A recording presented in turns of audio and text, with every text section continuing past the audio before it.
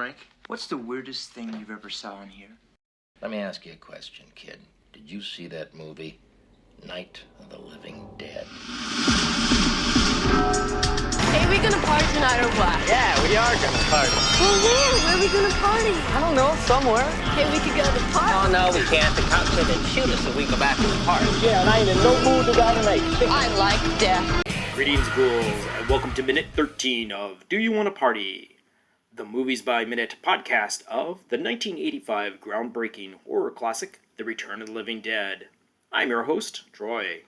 Minute 13 starts off with making that 16:01 hours and ends up with what the fuck is Freddy up to? So this minute picks up exactly where the last minute picked up, where Colonel Glover is checking in with his home base, announcing his placement in his current location as the time. And one of the nice things about it is that the previous minute, or the end of the minute prior to the last minute, so that would be minute 11, at the very end we had the time card show up on the screen showing that it was actually 4 p.m. And then a whole entire minute later, when he goes to check in at the end of the last minute, he says that it's 1600. And of course, as we tick into the new minute, it's actually 1601. It's kind of cool to see a movie that plays around with different time zones and time and all that as an actual factor of part of the story moving along, that it is followed to such a precise degree that we realize that a minute after it's been announced that it is one time, it is actually a minute later. Then he also concludes that he will be home all evening, and he gives an affirmative yes to whoever he is talking to. Now, like the previous minute, we are still stuck in this red room, this room that is completely decorated in literally one shade of red, a little bit of a different hue on different things, but the walls, the drapes, the upholstery on the furniture is all this very similar red. And of course, like was discussed in the commentary track from the previous minute by Dan O'Bannon, he had mentioned that this is exactly what this house looked like when they got it. They didn't do anything different to this room except for add the cabinet that Colonel Glover is currently standing in front of, which is their prop. Then after hanging up the black phone, and he closes the cabinet and then steps to the left side, where he apparently helps himself to a drink, because as we go to the cut to the next shot, Colonel Glover then re-enters the room where his wife is still preparing the display of dinner for the two of them. She is currently lighting candles, and as Glover walks into this room, he is carrying a glass little tumbler, and he has also removed his jacket. So there has been a little bit of a time that has passed between the two rooms. Now, from this particular view of the room, we have an actual angled shot at the corner, and we can now see a little more of this diorama that's painted all the way around, and all the physical two walls of this room that we can see from this angle has this painting of this what looks like a early Latin scape. There is some villages and some boats with very simple sails on them, riverside and whatnot. There are some very distinct architecture of buildings and all that in the background, and it just, and this big dark brown wooden door breaks up this little pastiche as Colonel Glover enters into the room. Now, like I said, he's got a drink in his hand and all that, and he looks like he's coming to the end of this day. His head's held down a little bit and whatnot.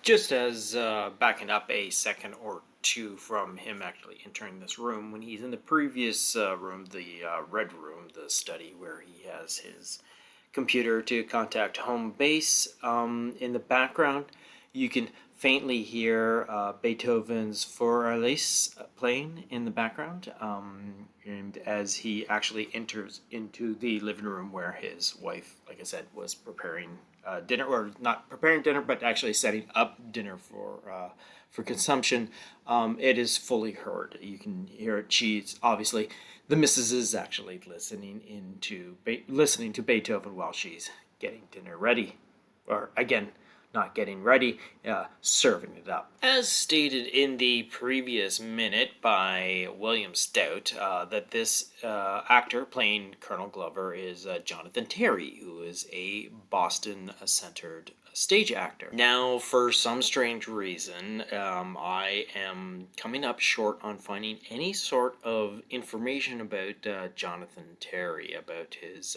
where he was born. Obviously, he worked out of Boston, according to William Stout, but he did a lot of, not even a lot. He did some television and film that he had in his career, but don't know when he was born, where he was actually raised, like I said, where he went to school, or anything about his family. As you search the internet, you come up kind of short, because the unfortunate thing is, while his name is Jonathan Terry, there's also a John Terry out there that sort of dominates most of the searches when you search for Jonathan Terry. So, but again, we have a listing of what he has actually done in his life. And while there isn't very much to his, at least the IMDb listings of his acting credits, we will go through quite a few of them. One of the early ones is the comedy soap opera called Soap, where he was in one episode. He also stars in the 1978 movie Corvette Summer with Mark Hamill and Annie Potts. He played a role in Lou Grant, Knots Landing, Too Close for Comfort, the movie from 1981 called All the Right Marbles, the 1981 movie Cutter Way. One of his other most notable roles when you look him up is as a stalker from the 1982 Halloween 3 Season of the Witch.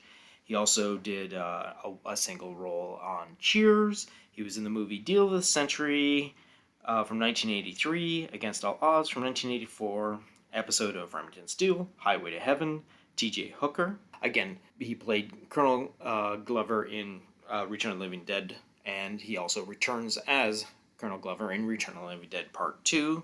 He had a 4-episode stint as Dr. George Corman on Days of Our Lives in 1991. He also was in the series Homefront as Father Dreher in 9 episodes, an episode of Beverly Hills 90210, an episode of Cold Case, an episode of Monk. He was in the movie Vacancy 2, the first cut, where he played an uncredited role. The direct-to-video sequel to Waiting called Still Waiting from 2009, and his last credit on IMDb is the movie Little Paradise from 2015, where he played the role of Fred. In a juxtaposition of the actors that we have in this particular scene, between Jonathan Terry and the woman portraying his wife, whose credit in the movie is called Colonel's Wife, but as we know from this particular scene, her name is Ethel, which we get that name when we have the bit of a conversation that turns into a confrontation between the two of them once the Colonel has entered the room. Now, of course, as Colonel Glover walks behind his wife and all that sort of thing, he is basically feeling like he's working out the kinks of the stressful day that he has had, but she points out that she is still quite upset that the military equipment that is in her house is still in their house, and obviously he points out that he needs it to be there because they need to be able to contact him at any point. She mentions that it's probably messing up her oven with all its microwaves, which is kind of weird to say, but he then again doubles down on the fact that it needs to be there because it'll all be over once they find the packages, once the actual things that they're searching for are found. Now, of course, they are just referred to as them. He doesn't actually say what they actually are. From seeing the movie, we know what they are. From guesstimating, we can figure out, hey, it must be what we've just seen tore open in the basement of Unita Medical in Louisville. We're obviously know that this is the man in charge of tracking down, obviously, what has not been discovered of the canister, which again is what George A. Romero based his Night of the Living Dead on in the reality of this movie. So when Glover states that the the material, the actual equipment is going to have to stay there while they do this search, but it'll be gone as soon as they find them. She almost innocently asks when that will be, and of course he loses his temper because, you know what, it's a stressful life having to keep doing this as obviously his profession. This is what he is a military man doing. It's this job of trying to discover what happened to the canisters that never made it back through transport or whatever. He then raises his voice, very upset, calls him Ethel, and he almost admits that he resigns to the fact that there's a good chance that the canisters won't be found. He then slightly turns away from her and saunters away, takes a couple of steps, swirls his drink a little bit as he reflects on the fact that he doesn't even know where they could actually be. And as he brings his drink up to take a sip, his wife in the background, obviously a little dismayed about the situation as well, is watching him from behind. She's got her hand resting on the chair. She's got a hand on her hip and all that sort of thing. And we're going to talk a little bit about Kathleen Cordell, who is the woman that portrays the Colonel's wife, which, as I just mentioned earlier, she's credited as that, not as Ethel Glover, but we'll just go with what the credits say. So we're going to begin with the actual, which I think is pretty nicely worded, is the actual Wikipedia entry for Colleen Cordell, who was born on May 21st, 1915, was an American film and television actress. She was described as a last born in Brooklyn with an Irish name and an English accent, educated in India and France. Which is kind of a really kind of a loving tribute to describe her this particular way. So like I said, she was born in Brooklyn, New York, and moved to England and then later to France. And she began her childhood education there. It was her father's business that took him to India when she was a baby. And after turning 7, they had moved to France, where she was thrust into French boarding school. She later attended the Royal Academy of Dramatic Art. Her acting debut came when she did a stage production of It's You I Want, presented by Seymour Hicks Company in England. In the United States, her first important role came in Never Trouble Trouble at the Brighton Theater in Brooklyn, New York in August of 1937. After which she appeared on Broadway in Love of Women in 1937, Romantic Mr. Dickens in 1940, Golden Wings in 1941, Yesterday's Magic in 1942, Sheepy in 1944, While the Sun Shines in 1944, and The Linden Tree in 1948. On radio, she was actually part of several different radio production casts, such as the Hilltop House, Amanda, Variant Lady, and Counter Spy, and appeared in other programs such as Quiet Place, Grand Central Station, and The March of Time. During World War II, she lived in England and worked for the BBC. On television, her career spanned quite a few roles, some of which were to note. She was in 2 episodes of both Perry Mason and Family Affair, and in 3 episodes of Dragnet from 1967. In 1963, she appeared as Mrs. Lawson in an episode of Wagon Train. In 1970, she played the housekeeper in the first episode of the first season of Rod Sterling's Night Gallery. Her acting career actually lasted over 50 years from both stage, radio, television, and film. Film also, which included movies like 1940's Gaslight, Major Barbara from 1941, the movie MASH, where she played an uncredited role of Captain Pearson from the Nurse Corps, Airport in 1970, Oliver Twist from 1974, the Gong Show movie, which was something that I think I'm going to go back and actually see her role in 1980, and 1985's The Return of the Living Dead, again playing the Colonel's wife. She ended up retiring from acting in 1985 after appearing in The Return of the Living Dead. She passed away at the age of 82 on August 19th, 1997.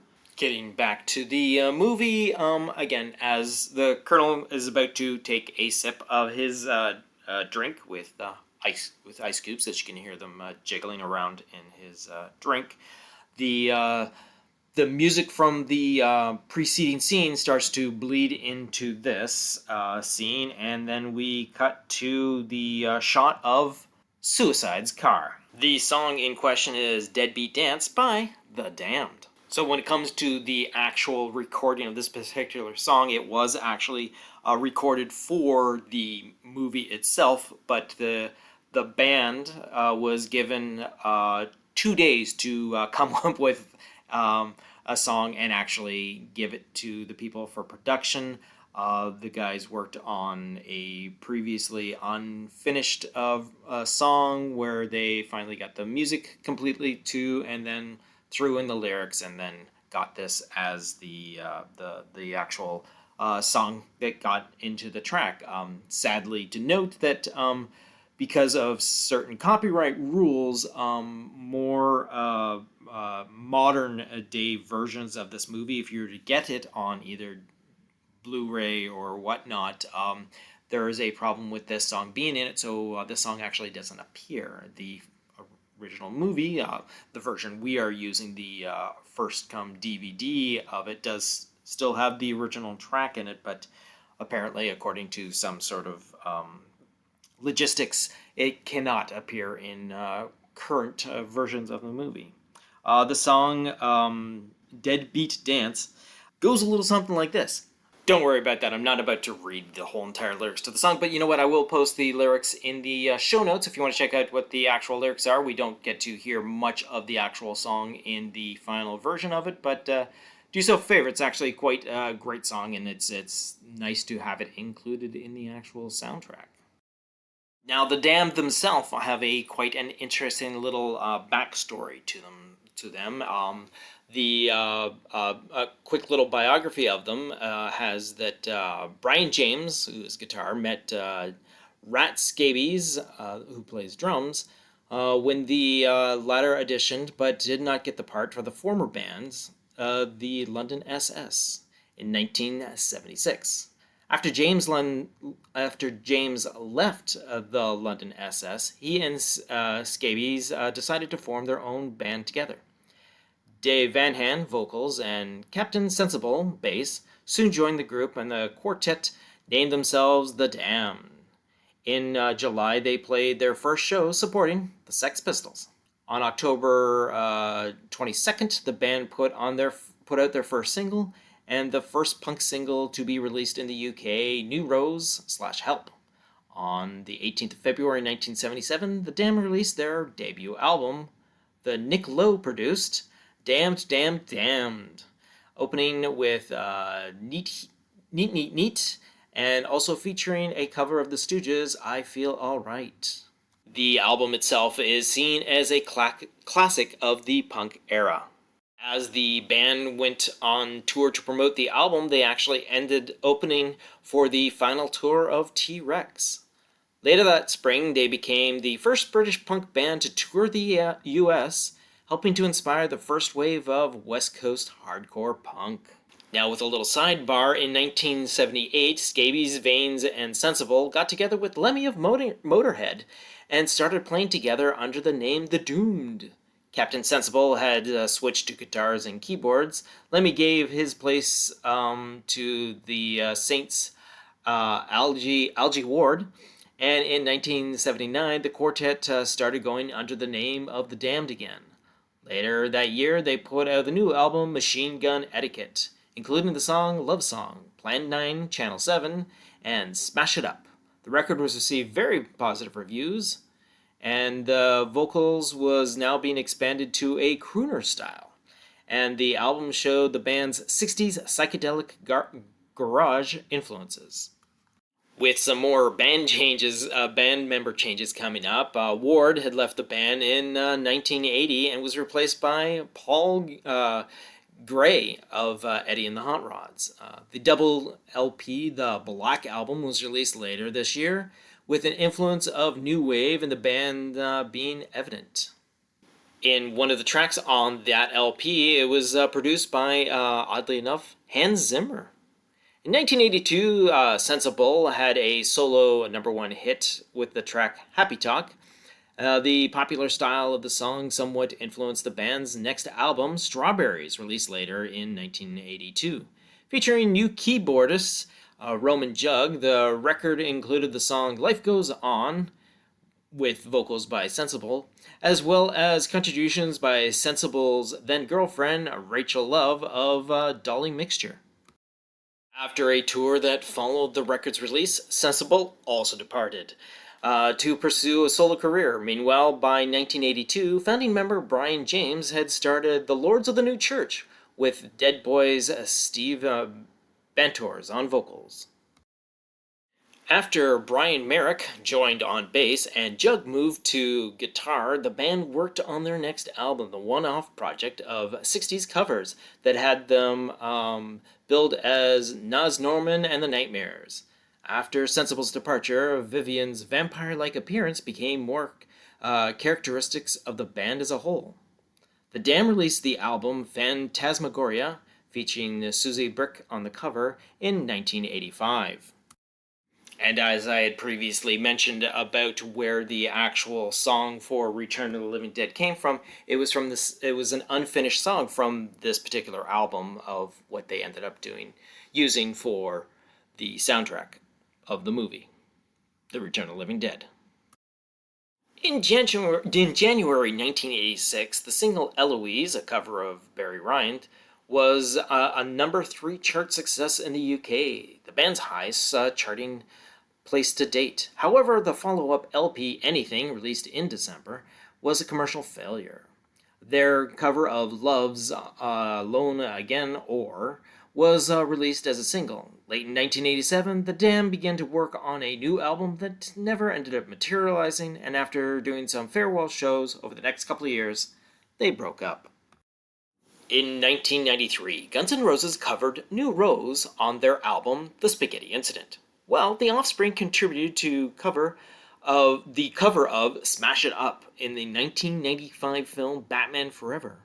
The Dam reunited in the following years, and Vanian, Sensible, and organist Monty Oxymoron began being the constant members. They released 5 more albums, with 2001's Grave Disorder. In 2017, bassist Paul Gray returned to the band. 2018 album Evil Spirits was produced by Tony Visconti, and then former bassist Algie Ward passed away in 2023. Rat Scabies rejoined The Damned in 2023. Now, as the Dam's song starts playing through this sequence, we now have, we're outside in the setting sun of the Eastern Daylight Time. It's currently 7:30 p.m. We know this because of the actual words that pop up on the screen informing the audience of this bit of information. Now, the road, the 59 Cadillac, hurling towards us along a very dirty, dusty road, is actually just adjacent to the location that you would recognize from plenty of movies as the LA River, which is the concreted flood water ravine that it was built through the city to, if it ever got flooding, that it would fill up. So it's called a river. It's man-made. It is rarely ever filled with water, but this is where this location is currently, as this obviously this car chasing after the camera car is running through. It's got white plumes of smoke flying up from behind it as it drives towards. We can see our cast of characters all crammed into this all 7 characters are crammed into this vehicle as it hurls down the road. Just before the camera angles change, we hear the voice of the final the final character to be added to our list of punks, or I use, again, air quotes, punks, and that's the voice of Suicide asking what's going on. We then cut to a close-up shot of the interior, or not actually the interior, because it is actually a convertible that they are driving in.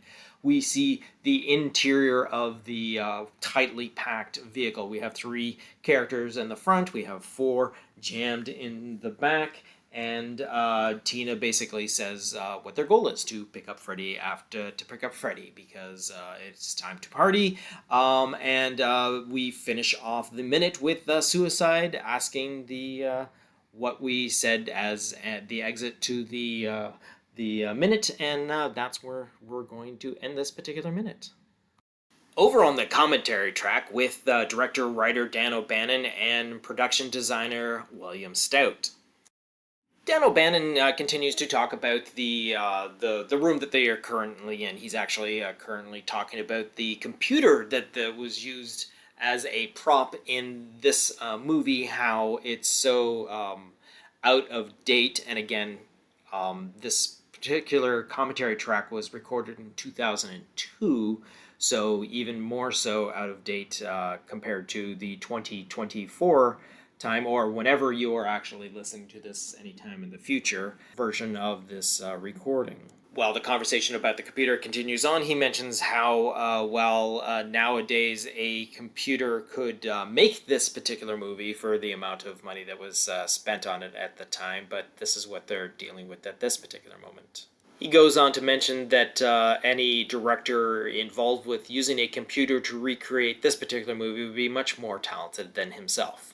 As the camera then cuts back to the scene with the Colonel's wife in the dining room setting up dinner, Dan O'Bannon points out, oh, there she is, and then William Stout comes in to mention that he really enjoys the outfit that she's wearing. Dan O'Bannon then goes to point out that there's the Pat Nixon tension that she is bringing to this scene. Then William Stout goes to mention something about the murals. He actually just points out those murals, and Dan O'Bannon doubles down on the information that he said previously about how this was a house that you did not have to dress. That they didn't have to do anything, and the fact that this was someone's taste in decor, in dressing their own house, to make their house feel like home to them. This is the path that they chose. And that in this particular scene, the only thing they actually really added was the food. Then just before the actual cut to the scene in the car, where it's framed where Colonel Glover is in the foreground, his wife is in the background, Dan O'Bannon points out, there's your film noir shot. And on cue of the change of scenes, William Stout then mentions, here we go, and Dan O'Bannon then points out East LA, which is obviously where the LA River that I mentioned earlier is located. According to the script, which is by Dan O'Bannon, which is story and screenplay by Dan O'Bannon, this is the revised version from October 1983, and it's based on a story and screenplay by John Russo, Rudy Rickey, and Russell Steiner. Now, obviously, as pointed out previously, the time code is a little different between the script and the final movie. In this particular version, where the Colonel is, he is checking in at 1801 hours, to be precise. So the remainder of the sequence with the Colonel and his wife do play out pretty much exactly as it does in the actual script. We then go to the exterior shot of the punks in the car. Now, again, like I said, time scheduling is a little different. This particular moment, it's 6:30 p.m. in Eastern Standard Time. Now, just going to describe what the actual script says about the punks. The punks are riding along, drinking cheap wine and listening to hard punk music on the portable tape deck, one of those loud things like a suitcase, which is an interesting way to describe a boombox. All right, Suicide is driving. Tina, Meat, Casey, Dee Dee, Chuck, and Scuzz are piled into the car with him. Again, for the purpose of the translation, Meat is Spider and Dee Dee is Trash in the final version. Suicide is a skinhead. His skull has been completely shaved and then allowed to grow out for about a week until it's covered with a uniform growth of stubble about an 1/18 inch long. He looks like a coconut. And the few lines of Suicide asking Casey saying to party, Tina to pick up Freddy, and Suicide, oh yeah, what the fuck is Freddy up to these days anyways, is exactly as it is in the script as it is in the final movie. So that's going to bring us to the end of minute 13 of The Return of the Living Dead. And I want to thank you for joining me here. Again, as always, following me on this journey, please be sure to, if you have anything you want to say about this particular minute, anything that I might have left out or something that you want to add to, please do not hesitate to reach out to us on our email, which is planetgeekpod@gmail.com. We can continue the conversation there, or maybe eventually roll it into a future episode. Again, quickly going to point out, do yourself a favor, check out the Movies by Minute lists of over 300 movies if you're interested in this sort of thing. Do yourself a favor, you'll more than likely find a movie that you are interested to be drawn out into this movie by minute format. Obviously, a lot of productions are doing a 5 days a week sort of thing, but currently I'm just working at a week at a time, so it's going to be a little bit of time for me to do this, but it also allows me to get a lot more information per episode because, you know, it's a week in between them. I might as well give you as much as I can, hence the reason why I'm rambling on filling out this particular solo episode. I do have future guests set up for the next little while, so we shouldn't run into a boring single hosted Troy episode for a while, but again, even if you're listening to these ones, I appreciate you listening to any of these. So I want to thank you one more time for joining me on this journey, and I have nothing to say but thank you once again, which will be at least the third time I've said it in the past minute or two, and see you next Wednesday. You've just been listening to a Planet Geek production of Do You Want to Party? A Movies by Minute podcast of the 1985 The Return of the Living Dead. Please be sure to subscribe, download, comment, share, rate, and review. Be sure to follow us on our social media platforms: Facebook, YouTube, TikTok, Tumblr, or Letterboxd. Search for Planet Geek Productions. X, former Twitter, Instagram, and Blue Sky, search for Planet Geek Pod. Or send us an email to planetgeekpod@gmail.com. Our closing music is provided by Night Chill. See the show notes for more details.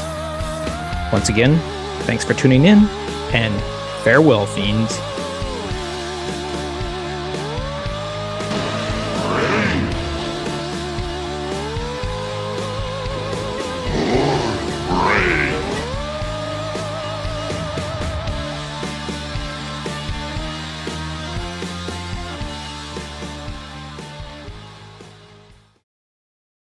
Over on IMDb, there is listed 108 facts about the movie The Return of the Living Dead. This particular sequence is where we randomly pull out a number generator and choose several facts to actually bring across to the audience. And our first randomly generated information is number 17. John A. Russo had previously teamed up with George A. Romero to make Night of the Living Dead in 1968. Afterwards, both men had different ideas for sequels, so they parted ways, with Russo working on an adaptation of a novel he had called The Return of the Living Dead, while Romero was making Dawn of the Dead in 1978. An independent producer, Tom Fox, bought Russo's script. He set up production and gave the script to O'Bannon. However, O'Bannon's refusal to direct it as it was written.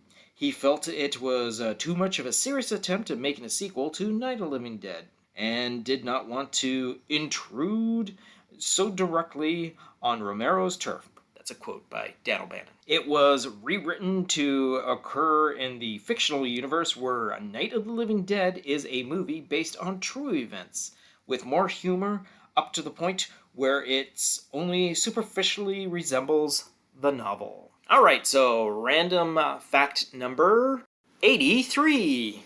Hemdell placed trade ads in Variety to announce that Robert Wagner would be starring. This never materialized.